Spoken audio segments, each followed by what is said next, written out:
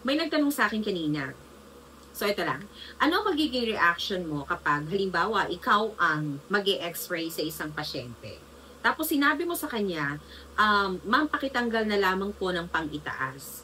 Tapos, ang sagot niya sa'yo, sagot ng pasyente, pati po ba yung underwear? So, ano magiging reaction mo? Ayun. So, ito yung tanong niya sa akin, ma'am, ang bra po ba ay isang klase din ng underwear? Then I said yes. Okay? Hindi kasi porke sinabi nating underwear, we are talking about brief or panty.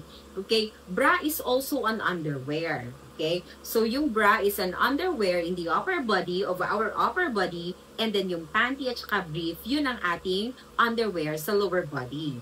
Okay? Kaya pag sinabi niya, pati po ba yung underwear? Yung pang-itaas, hindi yung panty ang tinutukoy nung pasyente. Pero yung reaction daw kasi nung mag-e-x-ray, ay hindi ma'am, yung pang-itaas lamang po.